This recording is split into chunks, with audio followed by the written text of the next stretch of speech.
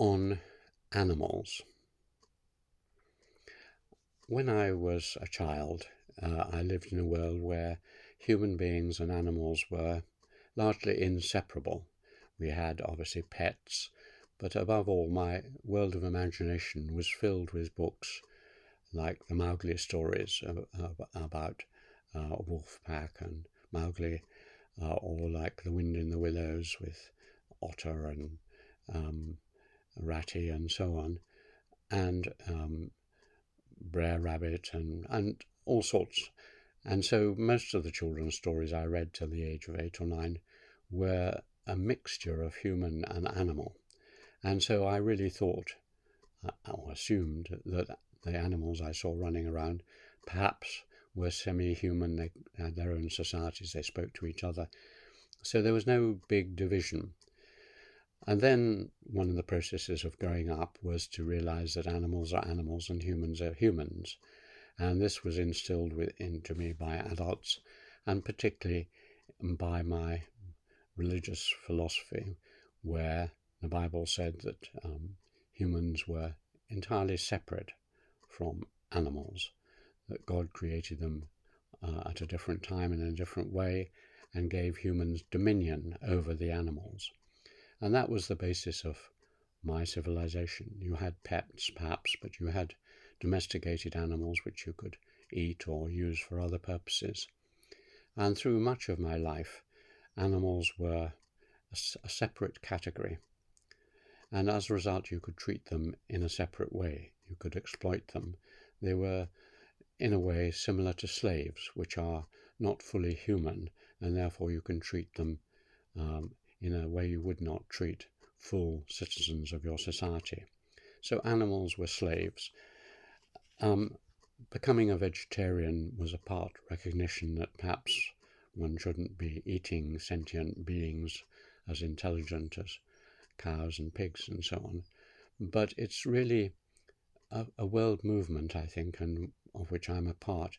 There's in the last 20 or 30 years more and more studies by zoologists, ethologists, animal behaviorists have shown how very close we are to animals. The work of David Attenborough and others have shown how very social, how very intelligent, how very like us, and indeed that we are 98% genetically and so on similar to these animals.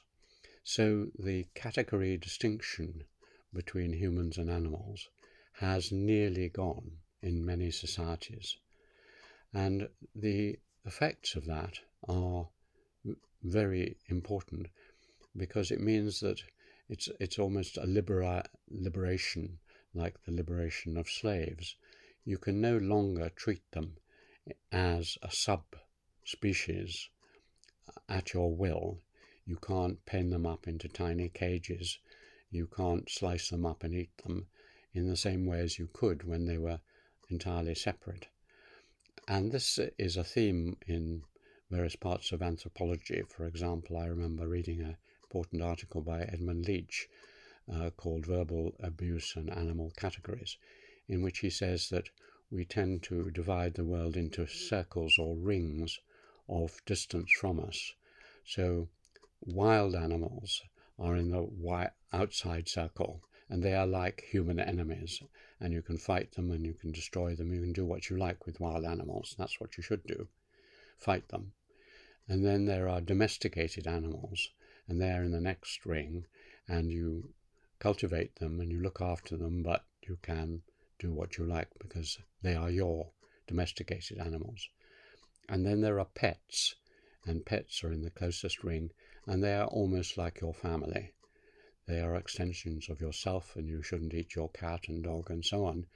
And so those rings allow you to treat and abuse or whatever different categories of animals.